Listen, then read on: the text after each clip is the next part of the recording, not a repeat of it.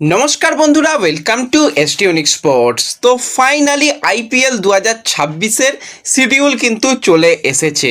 হ্যাঁ, পুরো শিডিউল আসেনি, কারণ তোমরা সকলেই জানো পুরো শিডিউল কিন্তু এখন ঘোষণা হবে না। প্রথম 20টা ম্যাচের কিন্তু শিডিউল ঘোষণা হয়েছে। কবে কার ম্যাচ, ওপেনিং ম্যাচে বিরাট চমক এলো, কেকেআরের ম্যাচ কবে, ক্যাপ্টেন নিয়েও আলোচনা রয়েছে এই ভিডিওতে। ইন্টারেস্টিং ভিডিও হবে, শুরু থেকে শেষ পর্যন্ত দেখো। ভিডিও ভালো লাগলে সকলে একটু লাইক শেয়ার করে দিও, আর যারা চ্যানেলে প্রথমবারের জন্য এসেছো মনে করে চ্যানেলটাকে সাবস্ক্রাইব করে নিও, তাহলে প্রিয় দলের খেলার সমস্ত আপডেট তোমরা এখানে পেয়ে যাবে। তো চলো আর দেরি না করে ভিডিও শুরু করা যাক। তো আইপিএল শুরু হচ্ছে আর মাত্র কয়েকটা দিন বাদে। তোমাদের যেরকমটা জানিয়েছিলাম যে 28শে মার্চ থেকে আইপিএল শুরু হচ্ছে। এবার ওপেনিং ম্যাচে তো অবশ্যই আরসিবি থাকবে, তারা ডিফেন্ডিং চ্যাম্পিয়ন, কিন্তু তারা কাদের মুখোমুখি হবে? তো এক্ষেত্রে যেরকমটা সকাল থেকে শোনা যাচ্ছিল, তোমাদের জানিয়েছিলাম ক্রিকবাজের তরফ থেকে আপডেট এসেছিল, সিএসকের সঙ্গে কিন্তু আরসিবি ম্যাচ দিয়ে কিন্তু ওপেনিং হতে পারে। কিন্তু যেরকমটা শোনা যাচ্ছে না, সেটা হচ্ছে না। প্রথম ম্যাচ কিন্তু রয়েছে রয়্যাল চ্যালেঞ্জার্স বেঙ্গালুরু বনাম সানরাইজার্স হায়দ্রাবাদ। মানে প্রথম দিনই 300 পার করার চিন্তাভাবনা রয়েছে। তো সেক্ষেত্রে প্রথম ম্যাচ কিন্তু এটা রয়েছে, আরসিবি তারা বেঙ্গালুরুর মুখোমুখি হবে। দ্বিতীয় ম্যাচেই কিন্তু আমাদের কলকাতা নাইট রাইডার মুখোমুখি হতে চলেছে মুম্বাই ইন্ডিয়ান্সের সঙ্গে। ম্যাচটা মুম্বাইয়ে হবে। এবং তৃতীয় দিনই কিন্তু Rajasthan royals versus Chennai super kings, যেটা গুয়াহাটিতে হবে। তো প্রথম তিনটে ম্যাচ একবার ভেবে দেখো, যেখানে রাজস্থান রয়্যালস ডিফেন্ডিং চ্যাম্পিয়ন, তারা হায়দ্রাবাদের মুখোমুখি হবে। আর ঈশান কিষান ভাই কী লেভেলের ব্যাটিং করেছে আমরা জানি। অভিষেক শর্মা আশা করছি আইপিএলে ভালোই খেলবে। দ্বিতীয় ম্যাচের একবার কথাটা ভেবে দেখো, মুম্বাই ইন্ডিয়ান্সের কাছে কারা রয়েছে। 2024 টি-20 ওয়ার্ল্ড কাপের ক্যাপ্টেন রয়েছে, 2026 টি-20 ওয়ার্ল্ড কাপের ক্যাপ্টেন রয়েছে। এদের ক্যাপ্টেনশিপ আবার করতে দেখা যাবে হার্দিক পান্ডিয়াকে। মিচেল স্যান্টনার রয়েছে, যে কিন্তু টি-20 ওয়ার্ল্ড কাপের রানার্স আপ ক্যাপ্টেন, আলাদাই হবে। এবং সেখানে কলকাতা নাইট রাইডার মুখোমুখি হতে চলেছে। এবং তৃতীয় ম্যাচটার কথা একবার ভেবে দেখো, Rajasthan royals versus Chennai super kings. Ravindra Jadeja, যে কিন্তু চেন্নাই ছেড়ে রাজস্থানে গেছে, রাজস্থান ছেড়ে সঞ্জু স্যামসং কিন্তু চেন্নাইয়ে এসেছে। তো সেই ম্যাচটাও কিন্তু নেক্সট লেভেলের ম্যাচ হবে। তো প্রথম 3টে দিনের ম্যাচ কিন্তু জাস্ট জমে যাচ্ছে। তারপর পাঞ্জাব কিংস তারা গুজরাট টাইটান্সের মুখোমুখি হবে, লখনৌ সুপার জায়েন্ট দিল্লি ক্যাপিটালসের মুখোমুখি হবে, কলকাতা নাইট রাইডার কিন্তু সানরাইজার্স হায়দ্রাবাদের মুখোমুখি হবে কলকাতায়। সেটা কিন্তু রয়েছে 2রা এপ্রিল খেলা। এবং চেন্নাই সুপার কিংস পাঞ্জাব কিংসের মুখোমুখি হবে, চেন্নাইয়ে খেলা হবে।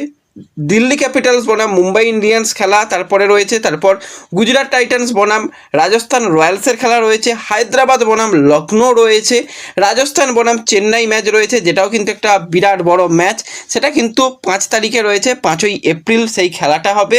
এছাড়া 6ই এপ্রিলের দিকে তাকালে সেখানে কলকাতায় তারা কিন্তু আবার পাঞ্জাবের সঙ্গে খেলবে। কলকাতা কিন্তু ব্যাক টু ব্যাক কিন্তু হোম ম্যাচ পাচ্ছে পাঞ্জাবের সঙ্গে এবং এসআরএইচের সঙ্গে খেলবে। তাছাড়া Rajasthan Royals Mumbai Indians match রয়েছে, Delhi Capitals Gujarat Titans match রয়েছে, এবং আরও একটা কলকাতা ম্যাচ পাচ্ছে হোম ম্যাচ, যেটা কলকাতা নাইট রাইডার মুখোমুখি হবে লখনৌ সুপার জায়েন্টের সঙ্গে। তো প্রথম 3টে ম্যাচ, মানে প্রথম ম্যাচটা অবশ্যই অ্যাওয়ে ম্যাচ কেকেআরের জন্য রয়েছে। তারপরে যে 3টে ম্যাচ কিন্তু কেকেআর তারা হোম ম্যাচ হিসাবে খেলবে।